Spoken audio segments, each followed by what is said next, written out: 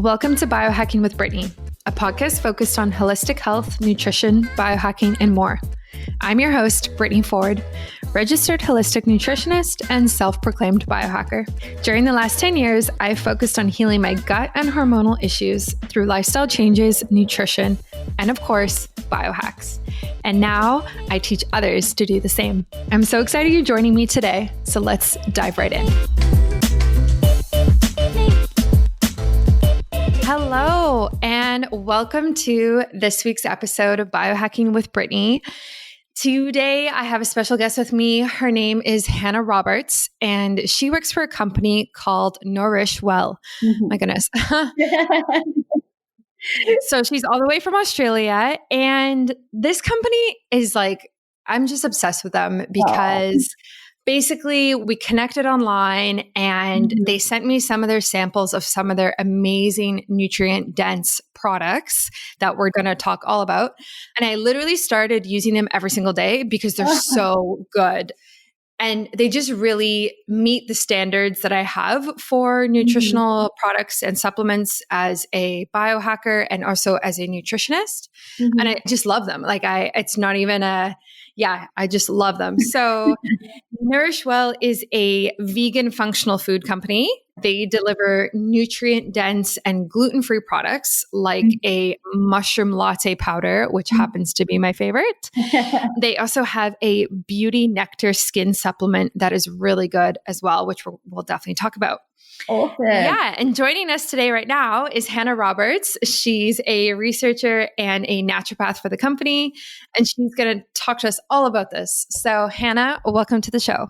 Thank you for having me. Awesome. So I just want to kind of go through Knowrish Well, their history. So how did it come about? Why did it come about? Tell me everything.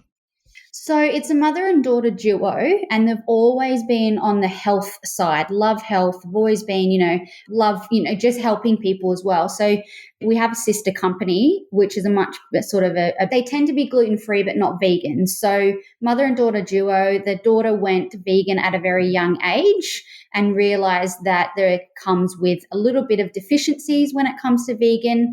So they seen the gap in the market and realized that there's not a lot of vegan products on the market that's just going to help with your overall health. So it's not just for vegans, but we use vegan products, but it's just to help with an overall health, really. So they started making all these products just for easy, to have everyday easy products. And we've been open for about 3 years now. So it's really doing well. And a lot of people are now realizing the history behind Knowrish Well and just loving it. And I'm so excited. That's awesome. Yeah. So I'd love to just touch on that briefly, what you said about, going vegan can cause specific deficiencies. And I've read about that myself and I've learned about that. So for anyone who is vegan listening or is thinking about it, what type of deficiencies do you typically see and how would you remedy that? Okay, so there is a couple. So generally the nutrients that you see are deficient in vegans very commonly is B12 and iron. Now this is simply because you take out meat and you get a lot of your B12 and you get a lot of your iron from meat. So when you go vegan, you have to be very careful in making sure that you get those type of nutrients in. Things like, your greens contain a lot of B vitamins and iron, making sure that you have the vitamin C to help with the iron absorption. So putting things like lemon juice on your spinach, so that way you are retaining a lot more of iron. The other thing that happens with vegans is that they tend to have what we call as low digestive juices. So these are the ones that break down your food. Because having meat, you need a lot more. But when it comes to breaking down vegetables, you don't need to break down them as much as you would meat, hence why your digestive juices decrease. Now, what happens with low digestive juices, it means that you can't break down foods as much. So you are not retaining or breaking down those nutrients that you get from your foods. So there's a lot of different ways that vegans can become deficient, but they are generally the ones that you see very commonly. Yeah, I've definitely read about those. So do you have specific products that target those areas? Yes. So we make sure, and there's a lot more products coming out, so we make sure that we see the whole picture. So for argument's sake, let's go on to our beauty nectar. We make sure that when it comes to skin, making sure that you have a good gut health along with those nutrients that specifically help with your skin. Right. Yeah, that makes a lot of sense. And I definitely want to talk about skin. This is a big area that I help clients with. Okay. It's also an area that I've had my own issues with over the years. Just different things have happened. Yeah. And a lot of people are really sensitive about their skin as well because it's kind of what everyone sees, right? Yeah, exactly. So let's kick off skincare or skin health. Mm-hmm. What do you think that most people who haven't studied health get wrong about skin? Food. At the end of the day, what they're actually putting inside their bodies, they don't realize how it can affect their skin. The other thing is medications. Depends what medications they're taking, or for argument's sake, if it's a contraception pill, then they're at it, particularly a female, they have it at the age of 15 because they have skin issues. And then at the age of, say, 30, they come off it and those skin issues are there. So I think taking some medications that potentially help for the time being, but once you come off, you will tend to see a lot of issues. But generally it comes down to food, I believe, what you're putting in your body, making sure that you're getting particular nutrients that particularly help with your skin. But yeah, food, I think food is medicine at the end of the day. That's what us as naturopaths believe. Yeah, I totally agree. So from that perspective, what type of food can we be incorporating daily that really supports our skin? Yeah. So zinc is a nutrient that's amazing for your skin. So things like your greens as well, they're really helpful for your skin.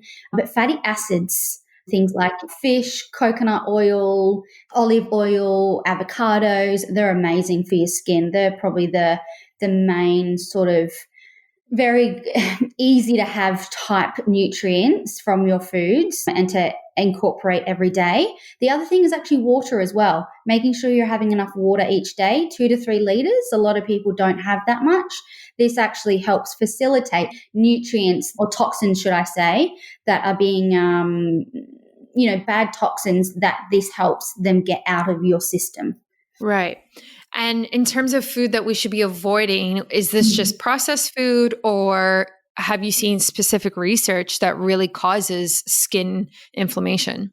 I think more processed foods to keep it easy. Definitely processed foods because of the high fat content. It puts issues on your liver, which means that if your liver can't break these things down, they get stored in your liver and then potentially then get processed through your skin because it's trying to escape somewhere and your liver can't break it down anymore.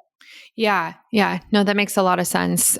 Processed food is so tricky and tastes so good sometimes, but can really cause havoc on your skin in so many different ways. Yeah, definitely. All in moderation, I say. Yes. Yeah. And definitely. That's the other thing with vegans is that a lot of the pre-made, fake meats and things like that, they are highly processed. And a lot of people don't realize that because they believe it's vegan. So that's also another thing that vegans need to be definitely careful of. Right. And is your beauty nectar supplement powder that you have, so how does it support the skin? Like, what are the active ingredients in it that you really have seen in your research, like help your skin? Yep. So we have 2 particular ingredients in there called phytoceramides and hyaluronic acid. Hyaluronic acid is very well known in the cosmetic world. They've actually been using it a lot on, cosmetic creams. They use it in fillers, but we actually have a food-based one. And in a lot of research, it's stating that we actually have this in our bodies. So it actually, both of those phytoceramides and the hyaluronic acid help. They're already naturally in your skin, and this helps the natural production of collagen. So these are the main 2 ones in our formulation that really help moisturize your skin, make sure it's nice and plumpy, because as we get older, we lose collagen 1 to 2% each year. It decreases by the age of 25. So by having these two ingredients in there, it's just amazing to support your collagen production. The other sort of star ingredient that we have in there is a mushroom called tremella mushroom. This is known in centuries in China to help with its beautifying effects, and it can actually hold 1,000 times its weight in water. So what that means is that it actually makes sure that there is water getting to your skin, which again helps it go plumpy and just moisture as well. The other aspect that we have within our beauty nectar is gut health in there. So this makes sure that your gut is functioning properly, you are getting nutrients you need, you're breaking down your foods properly, and gut health is highly linked to your skin as well. Yeah, definitely. I've been down that road myself and helped clients with that as well. But just going back to hyaluronic acid for a second, it's so interesting that your supplement has that in it, because I actually just bought a topical serum that is hyaluronic acid. Yeah. And I know it's very popular, and I'm like so late to the bandwagon now with it. But I had a few people reach out to me and say that it's actually better for you, or produces better results if you take it internally. So do you think it is better taken internally, or should you be doing both, or what have you seen? Look, you can do both. It's not going to be harmful if that's what whatever sort of is easiest. I always believe for my patients, whatever is easiest. But it's, of course, internally is a lot better. There's only so much. Yes, your skin is the biggest organ, but it's only so much that it can actually absorb compared to you taking it every day. And there is the particular company that we got the hyaluronic acid from. They have done their own studies. So it states that it does wonders for the skin. But definitely internally, because whatever you take internally, like I said before, it helps with your natural collagen production. So this is actually stimulating your collagen production compared to cosmetically putting it on top. It can only do so much. But that in all, you can still do both, but internally is definitely best. Yeah, I love that. You might as well just attack the issue from both sides, in my opinion. Exactly. And you know what? We're not getting younger, so why not? Yeah, why not? Exactly. So let's talk about gut health. This is one of my favorite topics. I've just had my own issues once again, and I just find that most health issues people are dealing with always come back to the gut. And the gut tends to be so foundational in how healthy you are, and especially with skin. So in terms of the skin relationship to the gut, what types of skin issues do you see most common in relation to the gut? Is it acne, or is it accelerated aging, or what do you really see that is indicative of gut health issues? So it can be a bit of everything, really, but the most common ones that I've seen in my clinic, when I was doing clinic, is a lot to do with acne, psoriasis, dermatitis. So anytime that you see a skin issue like that, you always think the gut.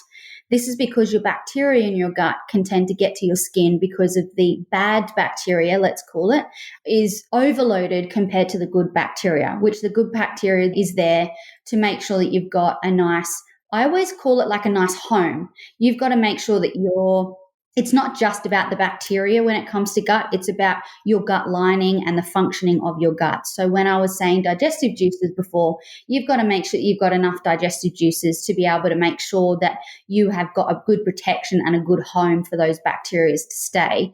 The other thing is that, sugar and high fats, the bad bacteria actually feed off that. So by having too much high fatty foods can stimulate your gut, really bad gut health. It can lead to inflammation, which can then lead to skin issues more so with aging, but it can tend to then lead to, dermatitis, like I said before, and acne. But it is so common. So many times, every time I have someone that comes into my clinic with skin issue, I always support their gut. Where would you even start with that, supporting their gut if someone came in with skin issues? Is it through testing, or is it very personalized to the person? Where would you start? It's very personalized. I'm not a big one on testing, simply because I think if by the end of a consult, I have sat with that person, I have known their history, I know their whole story, I can understand the holistic and the whole picture. So why do I need to test? I can generally see symptoms from someone where as a test might not tell me that, but it doesn't mean I can't support that system.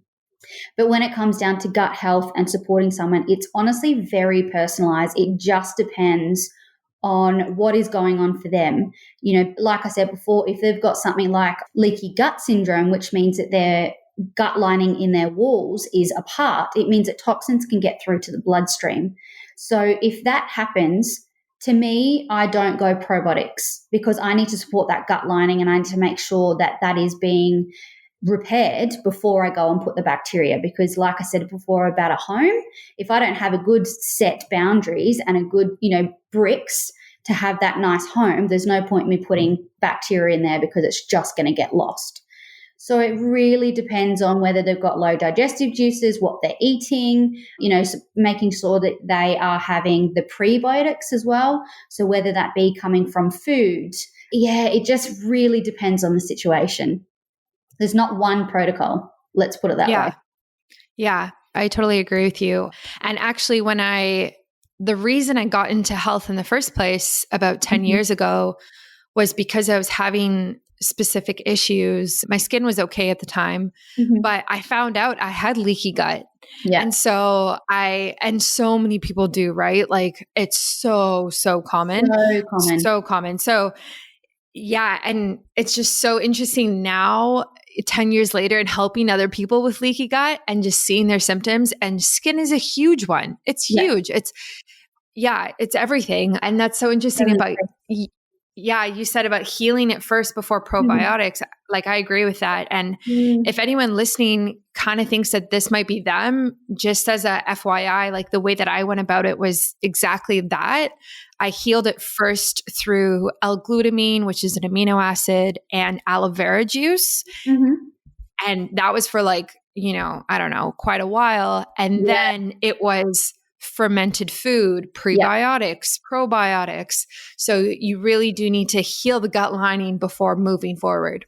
Yeah, 100%. And the other thing is most people will have their skin issues get worse before they get better.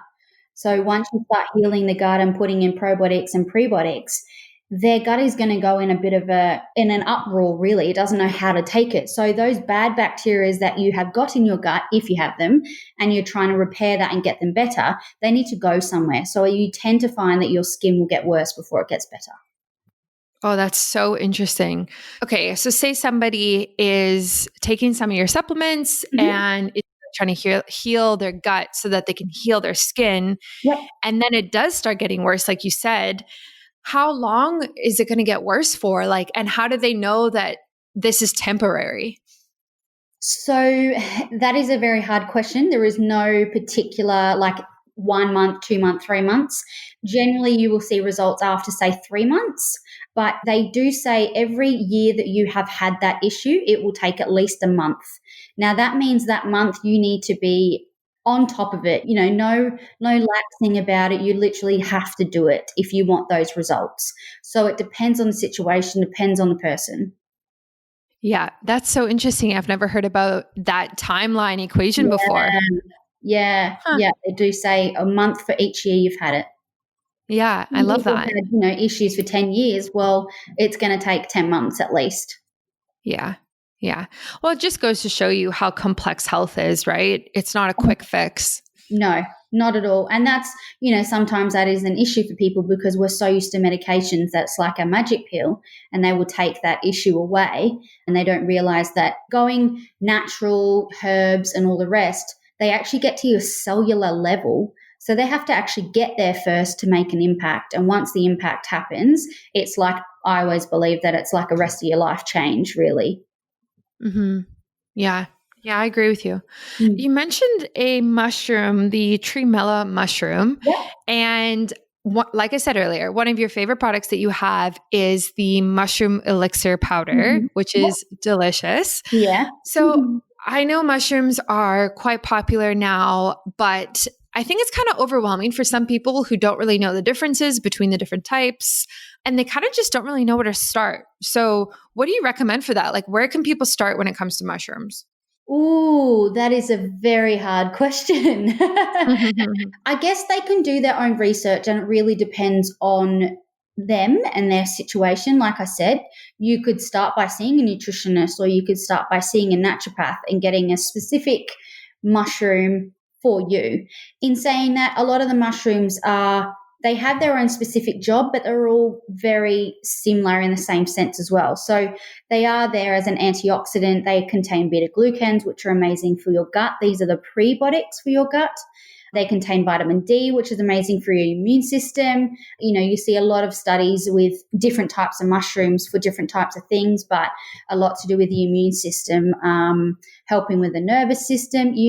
Yeah, that's a very hard question. But by having a simple product like our Shroom Brew every day, as easy as just having like a cup of coffee, that's what we believe that the Shroom Brew is like, caffeine-free, gluten-free, vegan, but it helps with that coffee addiction, I suppose. It will help you get off of it, and it is the exact same taste. So sometimes by having just a simple product like that with the mushrooms in it might be easier, because really the mushrooms on its own do not taste nice at all. So that's another thing that people need to be mindful of as well, is that a lot of natural products are not nice, but you just have to do it.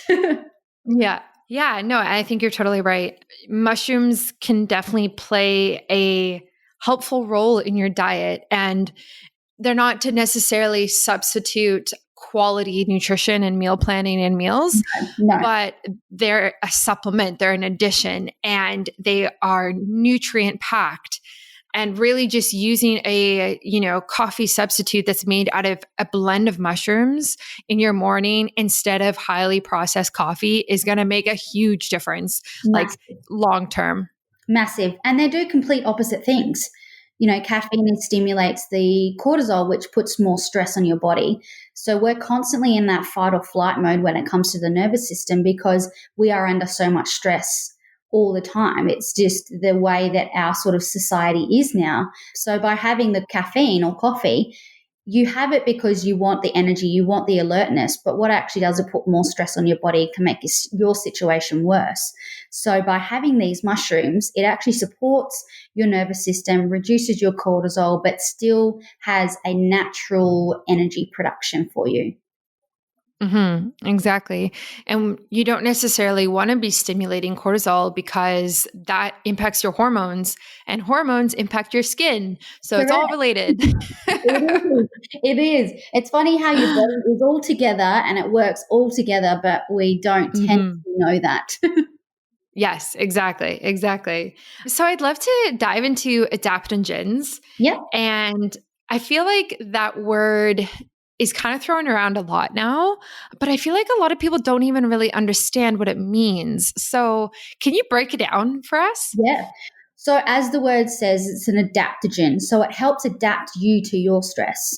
So I always say as a naturopath, I can't take people's stress away. Sure, I can say, try and reduce it as much as possible. But at the end of the day, we need to work, and we're a society that we're always on the go. So I can't take that away. So what I can do is support your adaptive phases. So what happens when under stress is that your adrenals produce cortisol, which cortisol is there. So first of all, your nervous system stimulates that you're under stress, so you need to fight. So our daily stresses are jobs, making sure there's, dinner on the table, your children, making sure you get to work. But back in the day, our fight was fighting a lion and making sure that we can hunt.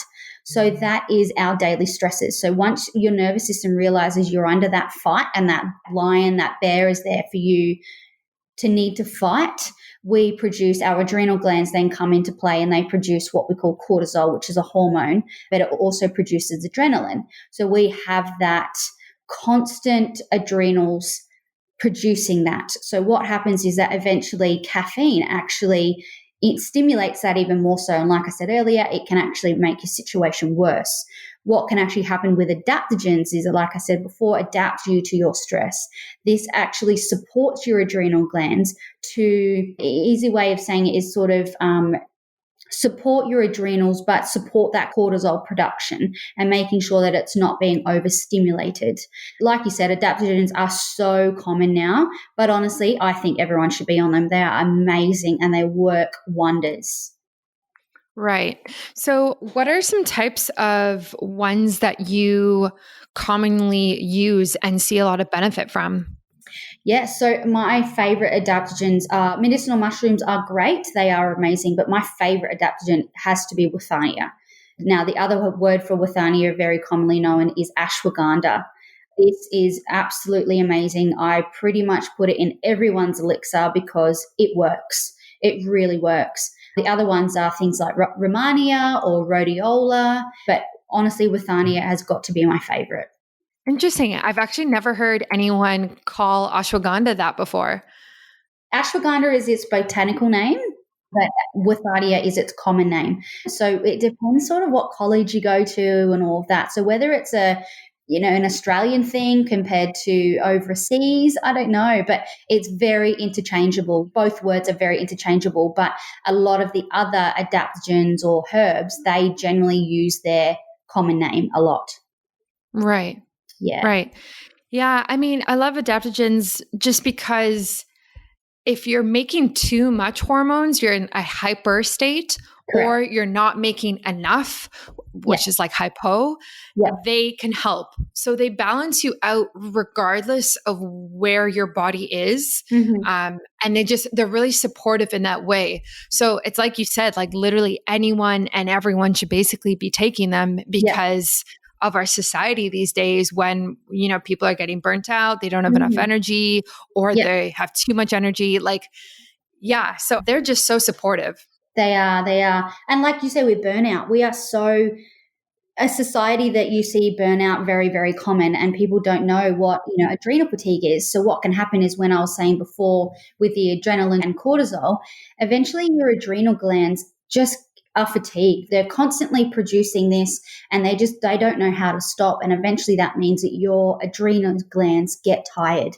And this is where you see that 3:00 in the afternoon slump, because people don't have the energy, because your cortisol isn't doing what it should. So by having an adaptogen, it can help make sure that your energy is there, because you're not trying to burn out your adrenal glands. I always say they're like giving your adrenal glands a big, nice hug. Aw. So if someone was going to start taking them, how long do you think it would take for them to notice a difference? Oh, it depends on the situation, but honestly, a few days. Sometimes I get patients that are literally a few days and they're texting me saying, wow. And some people, it depends on their situation, but it might be a week but generally I find them very quick, fasting acting.